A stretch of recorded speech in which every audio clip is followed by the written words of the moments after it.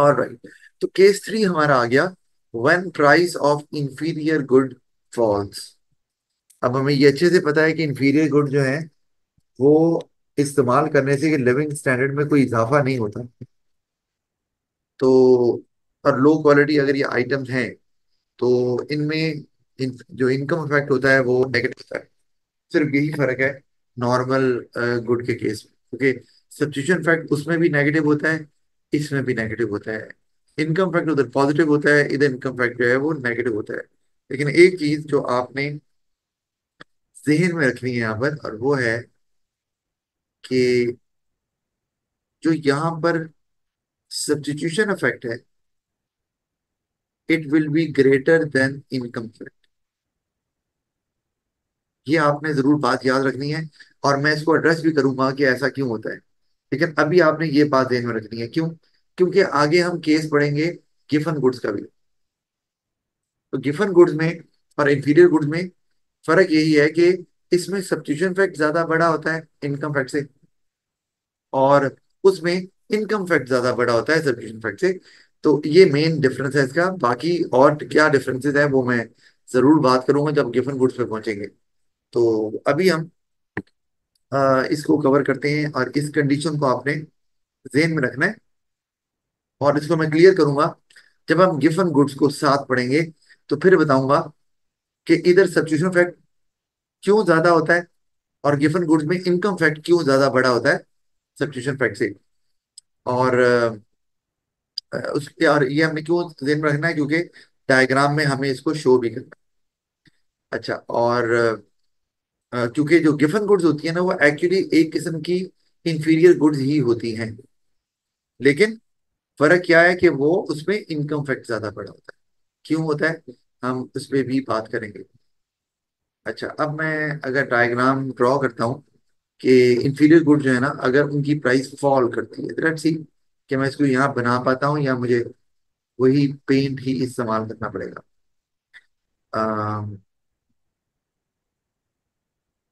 यहाँ बनाता हूँ मैं, लेट्स सी ये सही से बन जाए।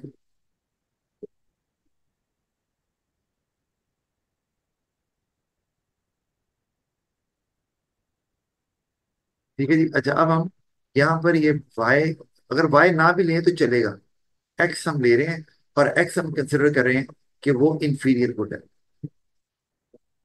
अच्छा, इसको मैं थोड़ा सा नीचे कर देता हूँ, क्योंकि फिर लेबल भी कर,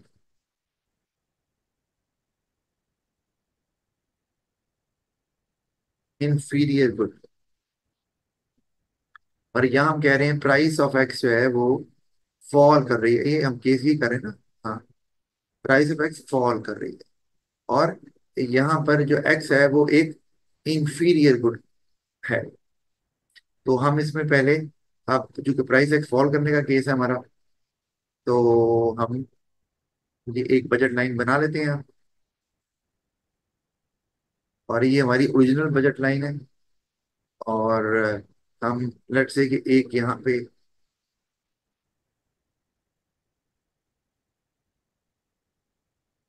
आईसी भी ले लेते हैं, ताकि हमें पता चले कि कंज्यूमर जो है वो यहाँ पर इक्विलिब्रियम में है। थोड़ा सा एक मिनट में दोबारा ड्रॉ करूंगा। ये देखिए आ गई हमारे पास आईसी। ये ओरिजिनल आईसी है, ये हमारे पास कंज्यूमर इक्विलिब्रियम में है, क्योंकि ओरिजिनल बजट लाइन जो है ना वो is tangent to original IC. इसको हम नीचे ड्रॉ करते हैं तो ये हमारे पास एक्स आ गया, और कंज्यूमर अभी इतनी क्वांटिटी एक्स की बाय कर रहा है। अब अगर हमने, of course, price of x fall कर रही है, तो कंज्यूमर अब एक्स की ज्यादा क्वांटिटी बाय कर सकता है। तो हम इसको ड्रॉ कर लेते हैं। ये हमने कर ली ड्रॉ, ये हमारे पास न्यू बजट लाइन आ गई यहाँ पे PL1। ठीक है जी। और अब हमने क्या करना है, अब कंज्यूमर ने जाना तो नई बजट लाइन पे है, लेकिन वो जो ये डिस्टेंस है वो किस तरह से ट्रेवल करेगा वो हमने देखना है, थ्रू इनकम फैक्ट और थ्रू सब्स्टिट्यूशन फैक्ट। तो पहले हम सब्स्टिट्यूशन फैक्ट देखेंगे, क्योंकि अ, जो मूवमेंट अलोंग द आईसी होती है वो सब्स्टिट्यूशन फैक्ट होता है। तो हम उसको देख लेते हैं। इसको मैं एक मिनट दोबारा ना, अच्छा, ये आईसी है हमारे पास। अच्छा, अब मैं यहाँ पर कलर चेंज कर लेता हूँ, और कंज्यूमर जो है ना वो मूव करके लेट से यहाँ चला गया, और इसको हम नाम दे देते हैं ई। ऊपर हमने E1 लिखा है, इसको ई कर देते हैं। E, इसको कर देते हैं E1। अच्छा, अब यहाँ पर हमें क्या करना है कि हमें एक, ये तो आपका सब्स्टिट्यूशन फैक्टर है, ठीक है। ये आ गया जी। हम इसे कहते हैं X2। X2 क्यों किया है मैं आपको बताता हूँ। अच्छा, अब और मैं एक्चुअली इसको भी E2 कर देता हूँ, उससे फर्क नहीं पड़ता। वैसे ही मैं जरा कन्वीनियंस के लिए कर रहा हूँ कि आप क्या टू रख रहे हैं, वन रख रहे हैं। अब आपने सब्स्टिट्यूशन फैक्ट तो देख लिया, ये हमारे पास सब्स्टिट्यूशन फैक्ट है सारे का सारा, एक्स से X2। अच्छा, अब हमने इनकम फैक्ट दिखाना है। ऑफ कोर्स होगा क्या कि जब एक्स की प्राइस कम हुई है तो कंज्यूमर ने एक्स को ज्यादा लेना शुरू कर दिया। सब्स्टिट्यूशन फैक्ट यही है। अब हमने इनकम फैक्ट दिखाना है, तो उसके लिए हमें एक ज्यादा भी तो आपको शिफ्ट होना है, एक बजट लाइन से दूसरी बजट लाइन की पे, लेकिन वो दोनों बजट लाइन एक दूसरे के पैरेलल होनी चाहिए। तो हम, ओहो, एक,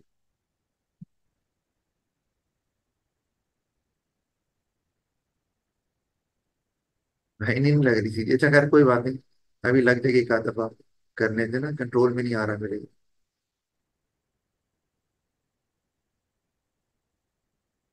ठीक है जी।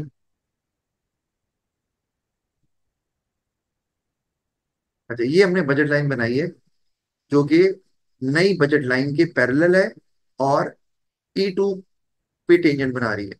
और हमने क्यों टेंजेंट बनाया है मैंने आपको पहले भी बताया था। उसकी वजह यह है कि कंज्यूमर हमेशा इक्विलिब्रियम में रहना पसंद करता है, तो हमें इक्विलिब्रियम भी दिखाना ही था ना। तो E2 पे कंज्यूमर इक्विलिब्रियम में है, लेकिन अब सिचुएशन फैक्ट हमने दिखाया है कि वो यहाँ पहुंच गया। ठीक है जी, तो ये बन गया है जैसे तैसे करके, ठीक है। समझ आपको आ रही है। अच्छा, अब यहाँ पे हम पहुंच गए। अब होगा क्या कि अभी तक तो सब्स्टिट्यूशन फैक्ट जो है ना वो उसने गुड एक्स की क्वांटिटी को बढ़ाया है, यानी कि ज्यादा कंज्यूम करेगा कंज्यूमर। लेकिन चूंकि इनकम फैक्ट नेगेटिव है, सब्स्टिट्यूशन फैक्ट जो है वो नेगेटिव है, इनकम फैक्ट भी नेगेटिव है। लेकिन अब यहाँ पर होगा ये कि इनकम फैक्ट रीइंफोर्स नहीं करेगा सब्स्टिट्यूशन फैक्ट को। Income fact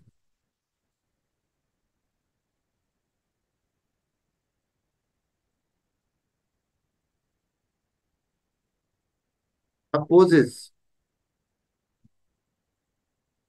opposes substitution fact, उसके अगेंस्ट जाएगा। मतलब अब आपकी जब प्राइस कम हुई है तो रियल इनकम बढ़ गई है, तो अब एक्स की क्वांटिटी ज्यादा कंज्यूम करने के बजाय कम कंज्यूम करेगा। तो कम कंज्यूम करेगा तो जाएगा तो नई बजट लाइन पे, लेकिन वो कुछ यहाँ आ जाएगा, यानी कि ई और E2 के बीच में। और मैं इसको कहूंगा कि ये आपका E1 है, और इसको मैं कह दूंगा ये X1 है। तो और यहाँ पे मैं नया आईसी बना दिया मैंने, IC2 के नाम से। तो अब क्या हुआ कि आपका ये जो पॉइंट नजर आ रहा है, ये है आपका इनकम फैक्टर। यानी कि मैं यहाँ पे लिख सकता हूँ जगह एक,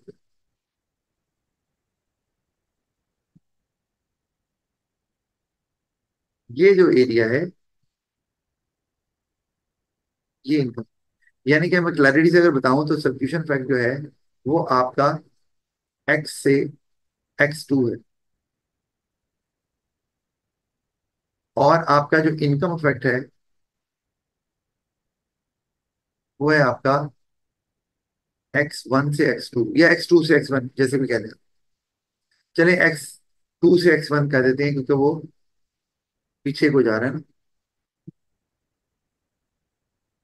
X2 से X1, और आपका जो प्राइस इफेक्ट है, क्योंकि दोनों एक दूसरे को अपोज कर रहे हैं, वो आपका ये क्या हिस्सा है जी, जो प्राइस इफेक्ट है वो ये है, ये है आपका प्राइस इफेक्ट। और वो हो जाएगा हमारा क्या एक्स से X1।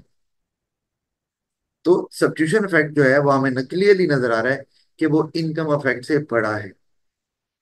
और यही हम बात कर रहे थे कि इंफीरियर गुड में ये कंडीशन लाजमी है, तो ये जरूर शो करना है। तो ये हमारा जो है ना वो ट्रांजिशन पूरी हो गया। अब आप गौर करो तो मैं कलर को चेंज करता हूँ। और जो कंज्यूमर है वो एक्चुअली कहा, उसने जाना कहाँ था, वो ई से E1 पे गया है। एक्चुअली तो ऐसे ही गया है ना, प्राइस फैक्ट तो यही है, हमें नजर आ रहा है। ई से E1 या X1 एक ही बात है। लेकिन पहले सब्स्टिट्यूशन फैक्ट उसको ई टू पे लेके गया, वो ई से E2 पे गया, और फिर E2 से E1 पे वापस आया। तो इस तरह से एक्चुअली ये कंप्लीट हुआ है। ये ट्रांजिशन जो थी कंज्यूमर की, वो कंप्लीट हुई है because of a fall in the price of x being inferior good. जी, कोई सवाल है तो पूछें। नो से। नहीं है। अच्छा, इसी तरह से हम देख लेते हैं हम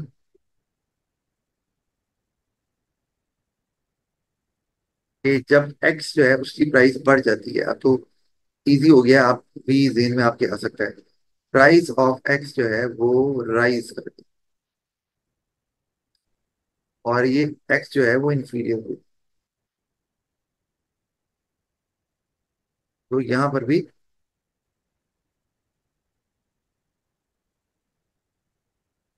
ये हमारे पास बजट लाइन है, और कंज्यूमर जो है ना वो कहीं यहाँ पर मौजूद है। ये आईसी, ये इक्विलिब्रियम, और यहाँ पर कोई X3 हम बोल, X2 भी कह सकते हैं।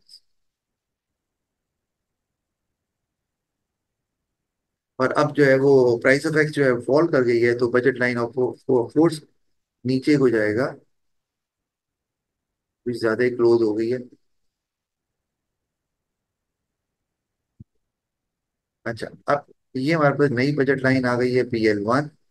अच्छा, लेकिन अब होना क्या है कि अ, हमें ऑफ कोर्स पहले सब्स्टिट्यूशन फैक्ट दिखाना है, और उसके बाद हमें इनकम फैक्ट भी दिखाना है।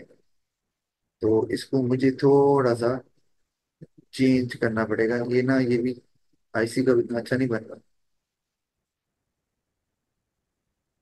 ये बनाया है मैंने।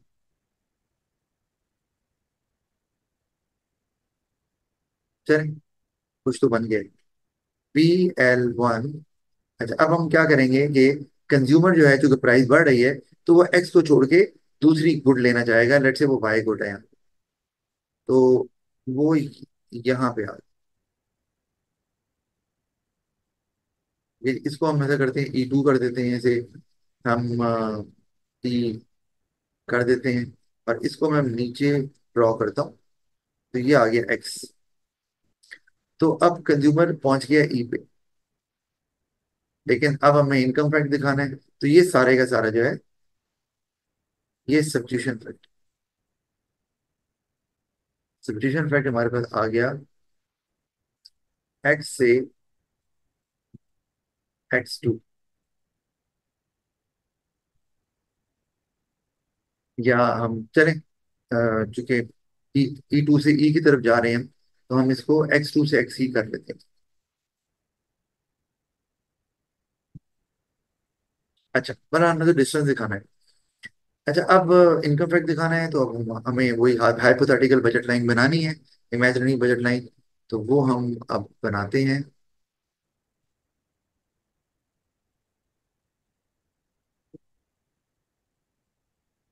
ये हमने हाइपोथेटिकल बजट लाइन ड्रॉ कर ली, जो टेंजेंट बना रही है ई के साथ, ऐसे। और इसको हमने नाम PL स्टार दे दें, या जो भी दे दें, आपकी मर्जी, उससे फर्क नहीं पड़ता। अब जो है वो कहाँ जाएगा। अब चूंकि इनकम फैक्ट नेगेटिव है, तो इसीलिए अब वो, अब इनकम एक्चुअली कम हुई है, रियल इनकम कम हो गई है प्राइस बढ़ने से एक्स की। रियल इनकम कम हुई है, तो वो एक्स को ज्यादा कंज्यूम करे। तो वो क्या करेगा, वो आ जाएगा यहाँ पे।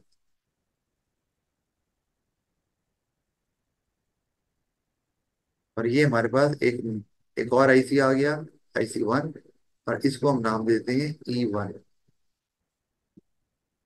और इसको नीचे ड्रॉ करते हैं। ये आईसी ना नीचे नहीं जाएगा, एक्चुअली टेंजेंट ही बनाएगा ना। ये मेरा थोड़ा सा नीचे चलेगा क्योंकि मैं वो इस्तेमाल कर रहा हूँ ना, वर्कम बोर्ड, तो उससे थोड़ा इशू आ रहा है, ऐसे नहीं, ठीक है। अच्छा, अब तो ये जो हमें ट्रांजिशन नजर आ रही है, यहाँ से यहाँ, ये जो है वो हमारा इनकम,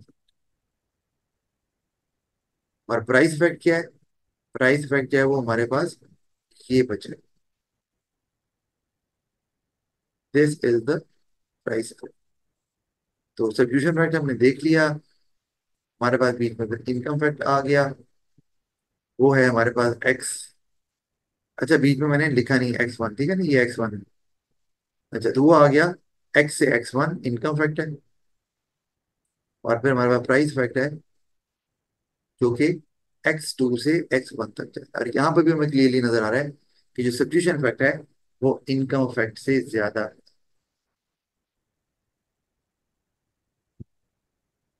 अच्छा, तो ये भी हमें क्लियर हो गया कि यहाँ हमने देख लिया। अब ट्रांजिशन क्या थी, जो कंज्यूमर था उसकी, उसके लिए मैं एक और कलर इस्तेमाल कर लेता हूँ। कि कंज्यूमर जो है वो एक्चुअली ई से E2 से E1 पे गया है। कंज्यूमर अगर देखा जाए डायरेक्टली तो वो E2 से E1 पे गया है, ठीक है। लेकिन ये सफर उसने कैसे तय किया है कि पहले वो ई पे गया है सब्स्टिट्यूशन फैक्ट, और उसके बाद फिर वो घूमकर वापस आया है E1 की तरफ, इनकम फैक्ट। तो हमने इसको डीकम्पोज करके पूरा उसका वो जर्नी दिखाई है कि वो किस तरह से E1 पे पहुंचे। जी, यहाँ तक कोई सवाल है तो बताएं। No sir. Okay, alright. अच्छा, अब हम गिवन गुड भी देखेंगे और साथ में ये देखेंगे कि ये ऐसा सब्स्टिट्यूशन फैक्ट बड़ा है यहाँ पर, और इनकम फैक्ट जो है वो बड़ा होता है गिवन गुड्स के केस।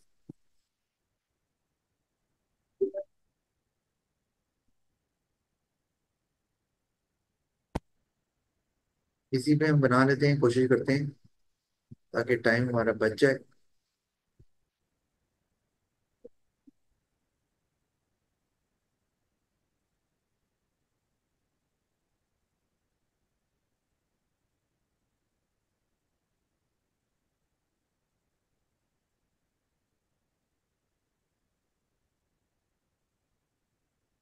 अच्छा जी, अब गिवन गुड है तो मैंने आपको बताया है कि गिवन गुड जो है वो भी इंफीरियर गुड की ही एक किस्म है,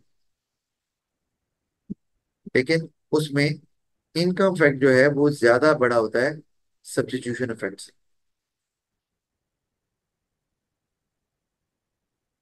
ये अब हम केस देख रहे हैं गिवन गुड। अब एक्स जो है वो एक गिवन गुड। अच्छा, अब पहले तो हम ये समझ लें कि जो गिवन गुड है उसमें एक ये कि इनकम फैक्ट जो है वो ज्यादा बड़ा होता है सब्स्टिट्यूशन फैक्ट से।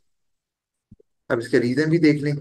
अच्छा, एक तो बात ये है कि जो गिवन गुड्स होती है ना, ये लो वैल्यू आइटम्स होती हैं, लो वैल्यू आइटम्स, और इनका सब्स्टिट्यूट नहीं होता,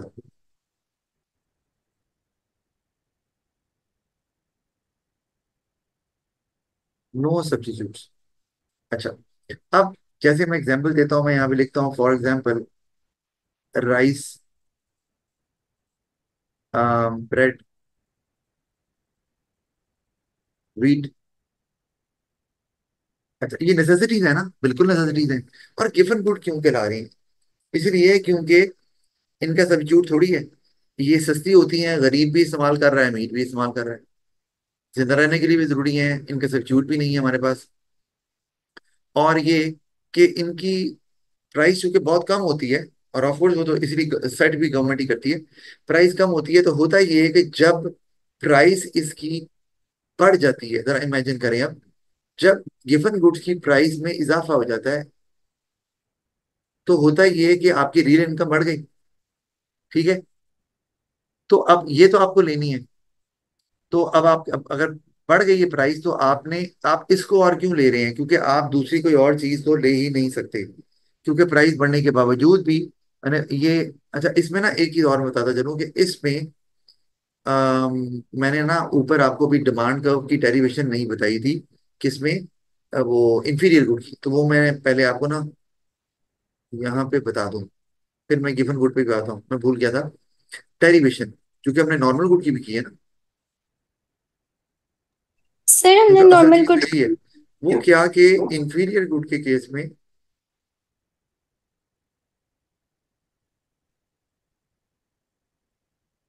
में जो डिमांड कर्व होता है ना, वो हम हमेशा देखते हैं इन इलास्टिक डिमांड।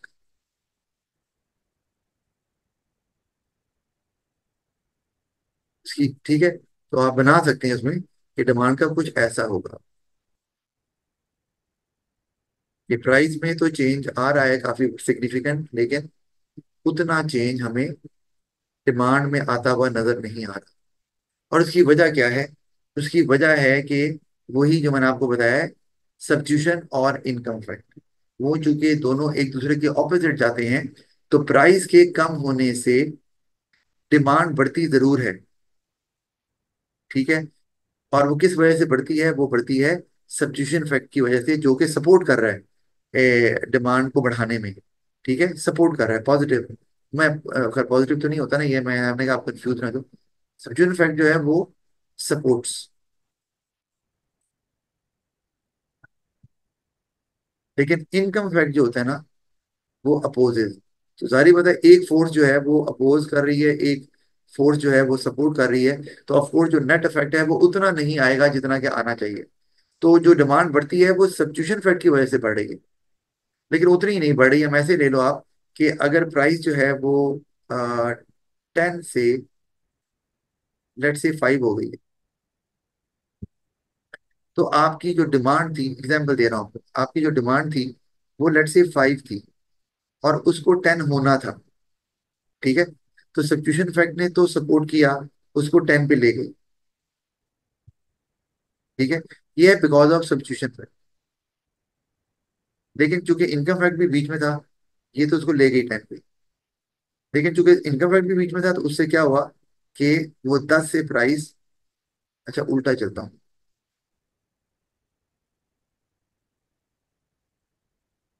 वो प्राइस 10 से ले आई वापस 8। ठीक है जी, तो लेकिन आपने ये देखा है, यहाँ पे गौर करो, ये हुआ है इनकम फैक्ट की वजह से। तो ज्यादा असर किसका पड़ा है? ऑफ कोर्स, क्योंकि सब्स्टिट्यूशन फैक्ट ज्यादा बड़ा होता है इंफीरियर ग्रुप के केस में, तो जो फाइनल इफेक्ट होगा वो सब्स्टिट्यूशन फैक्ट का ही होगा। तो देखो ना, वो 5 जो है ना यूनिट्स डिमांड के इसमें बढ़ा दिए, लेकिन जो कम हुए हैं सिर्फ 2 यूनिट्स हुए डिमांड के कम हुए। तो इनकम फैक्ट जो है वो उतना ताकतवर नहीं है कंपेयर टू सब्स्टिट्यूशन फैक्ट, लेकिन उसने अपोज तो किया है, जिसकी वजह से जो नेट इफेक्ट आ रहा है वो डिमांड 5 से 10 नहीं हो रही, वो क्या हो रहा है, डिमांड जो है वो ओवरऑल, अगर मैं यहाँ देखूं, तो जो नेट इफेक्ट हमें नजर आ रहा है, या आप इसको टोटल इफेक्ट भी बोल सकते हैं, या इसको आप प्राइस इफेक्ट भी बोल सकते हैं। वो क्या आ रहा है? वो आ रहा है कि 5 से 8 आपकी डिमांड हो रही है, क्वांटिटी 5 से 8 हो रही है, जबकि जो प्राइस थी वो 5 से है, सॉरी 5 कह रहा हूँ, 10 से 5। प्राइस आपकी 10 से 5 हुई। तो ये है लॉजिक इसका समझने का, और ये इस तरह डिराइव करना होता है डिमांड का। जी,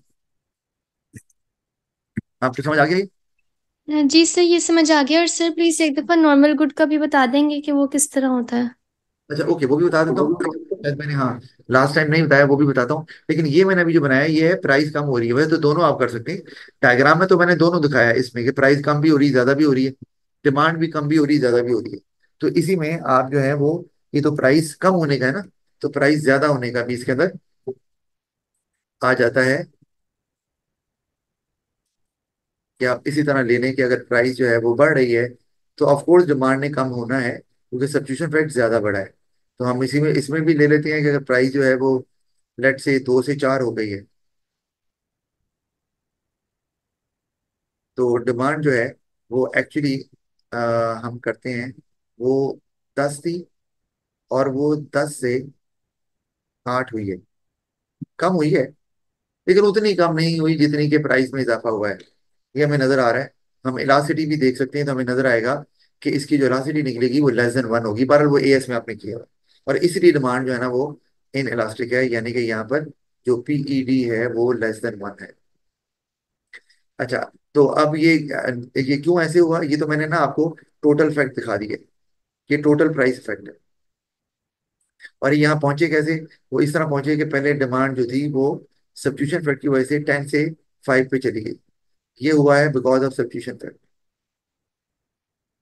लेकिन उसके बाद 10 से 5 पे तो गई गई। लेकिन उसके बाद क्या हुआ कि 5 से, चूंकि इनकम फैक्ट था वो नेगेटिव था, वो उसको वापस 5 से 8 पे ले आई। ये हुआ है इनकम फैक्ट। तो इसी वजह से जो नेट इफेक्ट आ रहा है वो ये है कि प्राइस 10 से 8 हुई है। तो हमने इसको इस तरह से भी समझ लिया है और डायग्राम से भी समझ लिया है। तो इसमें भी सेम वही चीज है, तो मेरा नहीं ख्याल कि आपको कोई प्रॉब्लम होगी, नहीं है ना? नहीं है सर। Okay, alright. अब हम नॉर्मल गुड को भी देख लेते हैं, ताकि फिर हम गिवन गुड को भी देख सकें कि वहां पर क्या होता है।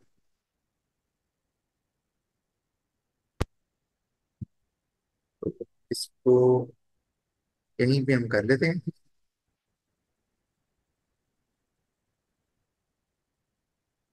अच्छा, यहाँ पर अब नॉर्मल डिमांड कर्व हमें नजर आएगा। किस केस में? नॉर्मल गुड के केस में। और उसमें चूंकि सब्स्टिट्यूशन फैक्ट और इनकम फैक्ट दोनों एक दूसरे को सपोर्ट करते हैं, अपोज कोई नहीं करता। तो इनर फैक्ट सपोर्ट्स, वो भी सपोर्ट कर रहे हैं। तो अब अगर हम यही एग्जांपल ले लें कि वो 10 से 5 है। अच्छा, अब यहाँ ना जरूरी नहीं है, समटाइम आपका सब्स्टिट्यूशन फैक्ट भी ज्यादा बड़ा हो सकता है, इनकम फैक्ट भी ज्यादा बड़ा हो सकता है। हम उसको कंसिडर क्यों नहीं करते? क्योंकि दोनों एक ही डायरेक्शन में लेके जाते हैं डिमांड को। तो मैटर नहीं कर रहा। इसमें होता क्या है कि आपका जो डिमांड का होगा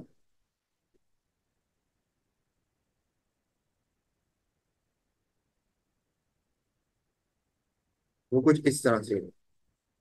एक नॉर्मल डिमांड का है, और चूंकि प्राइस, और ये इलास्टिक भी हो सकता है क्योंकि दोनों जो है सब्स्टिट्यूशन फैक्टर और इनफैक्ट दोनों एक ही डायरेक्शन में लेकर जा रहे हैं डिमांड को। लेकिन मैं क्यों नहीं कह रहा कि इलास्टिक ही होगा हर सूरत में? उसकी वजह ये है कि ये डिपेंड करता है कि जैसे हम कहते हैं कि इनकम के चेंज होने से जो नॉर्मल गुड होती है वो उसकी डिमांड में इजाफा होता है।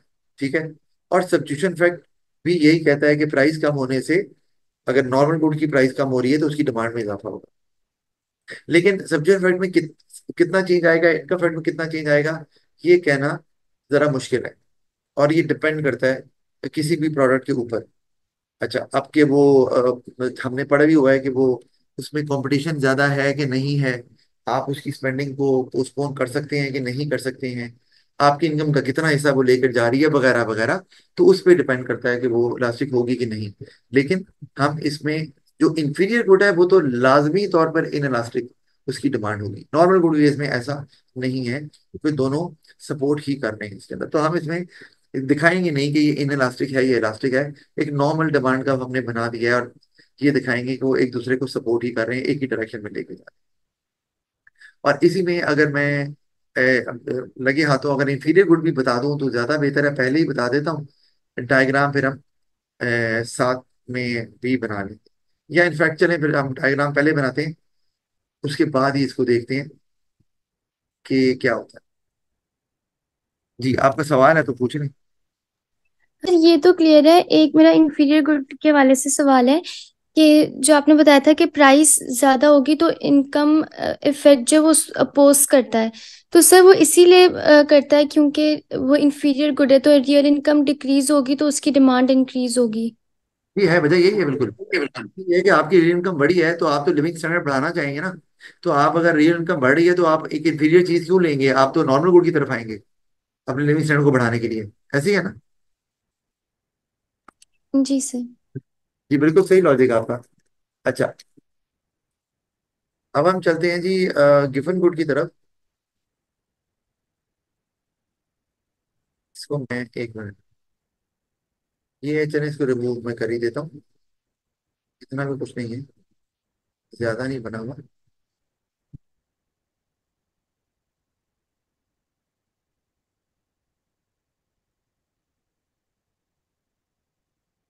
क्योंकि दो डायग्राम बनेगी ना, तो एक यहाँ बना लेंगे, एक नीचे बनेगा।